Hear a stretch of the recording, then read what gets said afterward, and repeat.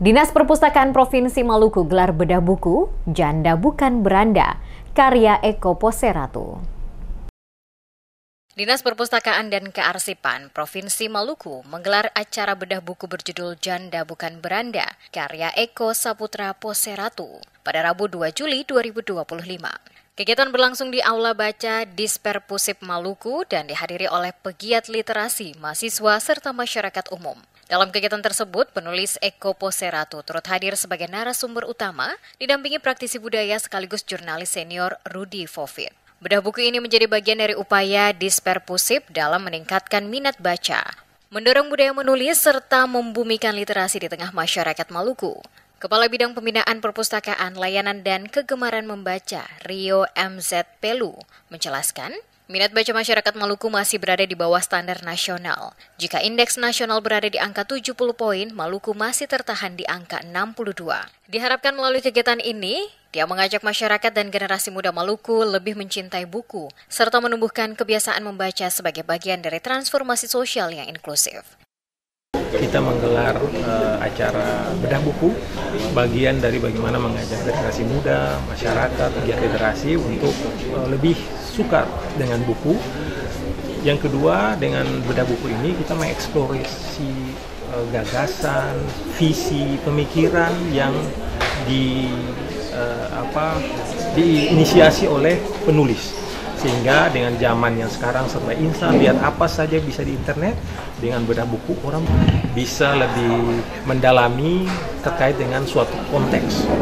Kali ini buku oleh Bung Eko, harapannya banyak apresiasi terkait dengan apa yang menjadi pemikiran Bung Eko, sekaligus itu juga menjadi faktor penarik untuk teman-teman yang lain bisa menghargai pikiran-pikiran penulis, tidak saja sesuatu yang kita lihat di media sosial, internet yang begitu cepat informasinya, tapi kita mendalami sebuah hal yang luar biasa seperti diskusi pada hari ini, sekaligus mendorong orang lebih suka membaca buku.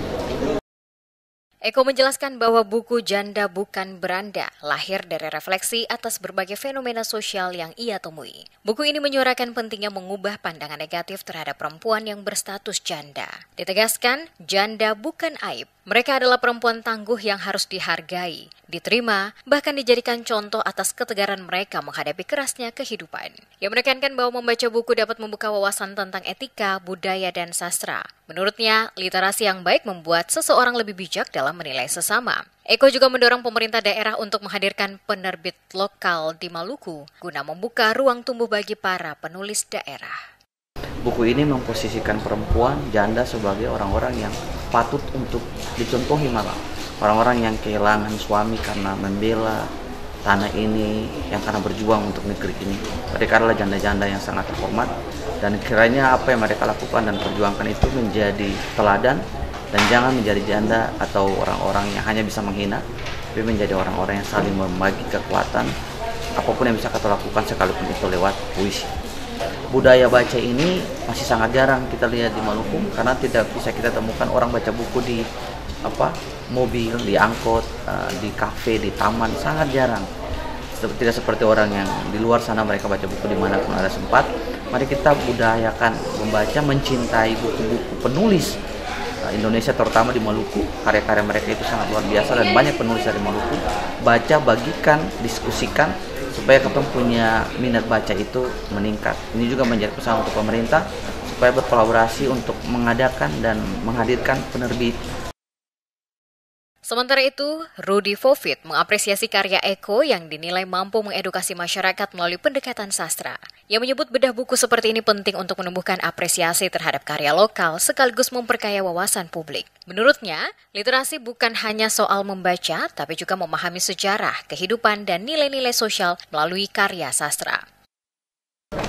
Kita senang karena puisi ini ditulis oleh satu orang muda Ambon yang hidup di Ambon, dan dia memotret Ambon dalam realitasnya, dan dia gelisah, dan dia tidak mendayu-dayu dengan hanya tentang cinta, rindu, keindahan, sepita lalu lama, kita rindu bukan itu saja, tapi dia bicara tentang hal serius, dan ini luput dari banyak orang yang tidak mau berpikir serius.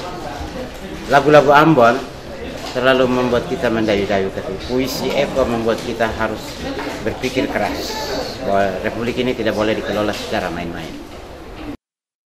Diskusi berlangsung interaktif. Peserta termasuk dari komunitas literasi dan mahasiswa aktif mengajukan pertanyaan serta menyampaikan pandangan terkait isu yang diangkat dalam buku. Banyak dari peserta mengaku terinspirasi oleh cara penulis menyajikan isu sosial dengan pendekatan yang sederhana, namun menyentuh dan mudah dipahami kalangan muda. Kegiatan ini tidak hanya memperkenalkan karya sastra lokal, tetapi juga memberi motivasi bagi generasi muda Maluku untuk terus berkarya dan mencintai dunia literasi.